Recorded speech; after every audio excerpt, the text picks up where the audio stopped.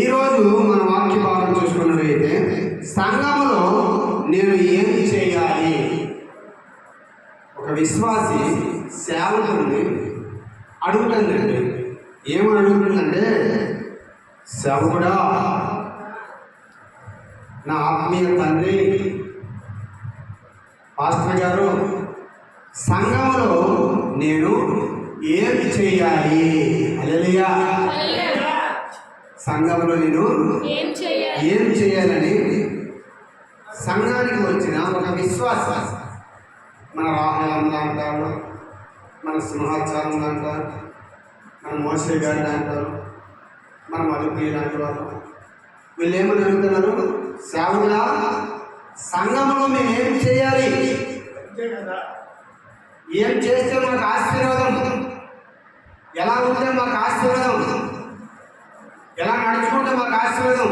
కొంచెం చెప్తారా అని సేవకుడిని విశ్వాసులు అడుగుతున్నారు. సంఘంలో నేను ఏం చేయాలి? హల్లెలూయా. మూడవ వాక్యం చెప్పుకుందామండి. అపోస్తుల కార్యములో, త్వరగా తీయాలి. అపోస్తుల కార్యములో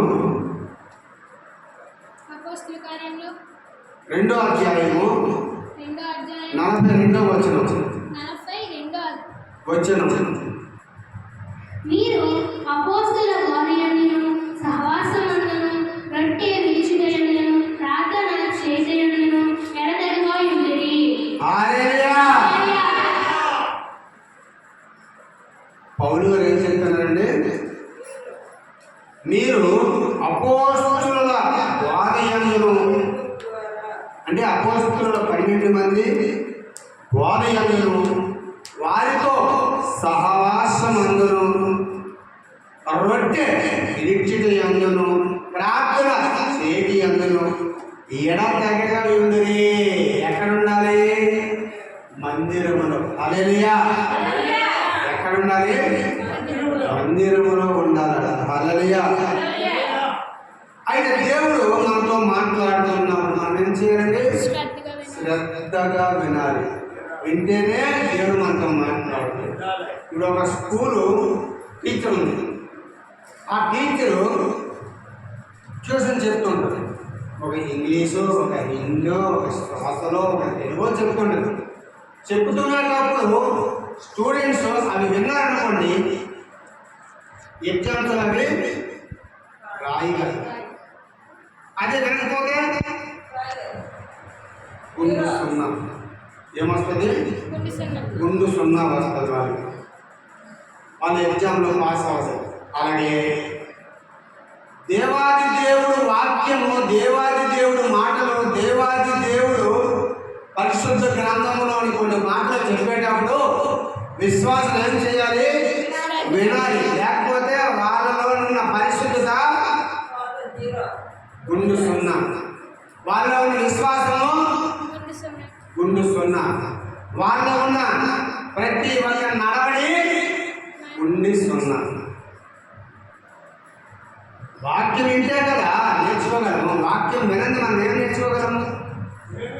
సేవకుడు చెప్పింది అది మన మైండ్లో ఉంచుకోవాలి, మన తలలో ఉంచుకోవాలి, మన మనసులో ఉంచుకోవాలి, మన ఆత్మలో ఉంచుకోవాలి, మన శరీరంలో ఉంచుకోవాలి, మన హృదయంలో ఉంచుకోవాలి. ఎప్పుడైతే అలా ఉంచుకుంటారో అప్పుడు దేవాది దేవుడు వాళ్ళతో మాట్లాడతాడు. ప్రతి ఒక్కటి మాట్లాడతాడు. హల్లెలూయా. ఏమని మాట్లాడతాడు?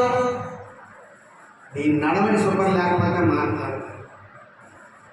నీకు ఆపద వస్తుంటే మాట్లాడతాడు. నీ ఊరికి ఆపద వస్తే నీతో మాట్లాడతాడు. నీ చుట్టాలు బంధువులకు ఆపద వస్తే నీతో మాట్లాడతాడు.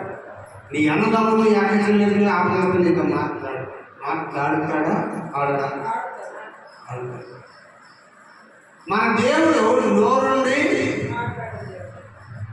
చెవులుండి, కళ్ళుండి చూచే దేవుడు. మన దేవుడు జీవము గల దేవుడు అండి. సజీవ లెక్కల్లో ఉన్న దేవుడు. హల్లెలూయా. అయితే మనం వాక్యంలోకి వెళ్ళిపోదాం. ఇంతవరకు మూలవాక్యం మాత్రమే చెప్తాను వాక్యంలోకి. అయితే సంఘంలో నేను ఏమి చేయాలి అని దాంట్లో ఒక 10 చెప్పుకుందామండి. టైం ఉంటే 10 చెప్పుకుందాం, టైం లేకపోతే ఎన్నైతే నేను చెప్తాను. హల్లెలూయా. 1, సువార్త ప్రకటించాలి. హల్లెలూయా, హల్లెలూయా. నువ్వు సంఘంలో మారుమనసు పొందావు, రక్షణ పొందావు, బాప్తిసమైన వరం పొందావు. కానీ కొంతమంది విశ్వాసులు వస్తారు, దేవుడు మందిరానికి వస్తారు. వాళ్ళు ఎందుకు వస్తారో మందిరానికి, దేవుడికి వస్తారో మందిరానికి, ఎందుకు గురించి వస్తారో మందిరానికి వాళ్ళకి తెలియదు. హల్లెలూయా. వాళ్ళు ఏంటంటే అలాంటి వాళ్ళకి మనము చెప్పాలి. ఏం చెప్పాలి? అమ్మా, మందిరానికి వచ్చి ఇలా చేయాలి, మందిరానికి వచ్చి అలా చేయాలి, మందిరానికి వచ్చి మనం ఇలా ఉండాలి, అలా ఉండాలి, మంచిగా ఉండాలి, మాట్లాడకూడదు, అటు ఇటు చూడకూడదు, అటు ఇటు తిరగకూడదు, సేవలో వాక్యం చెప్తున్నప్పుడు అస్సలు మాట్లాడకూడదు. మనం మాట్లాడితే పక్కన డిస్టర్బెన్స్, మన నుంచి వాళ్ళని కూడా మన దగ్గర శాసన క్రియలో ఉన్నాం, మన నుంచి వాళ్ళు మన చుట్టుపక్కల కూడా శాసన క్రియకి లోపడతారు.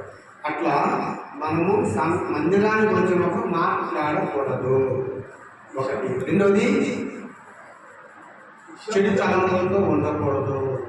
3, చెడు బుద్ధులతో ఉండకూడదు. 4, చెడు చూపులతో ఉండకూడదు.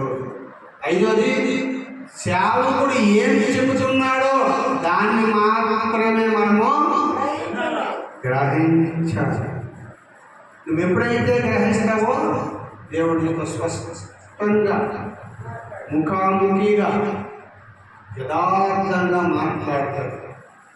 ఆ మాట్లాడిన మాటలు నీకు ఉత్సాహింపజేస్తాయి, ఉల్లాసింపజేస్తాయి, ఆనందాన్ని ఇస్తాయి. నువ్వు మరొక 10 మందికి సువార్త చెప్పడానికి నిన్ను దేవుడు వాడుకుంటాడు.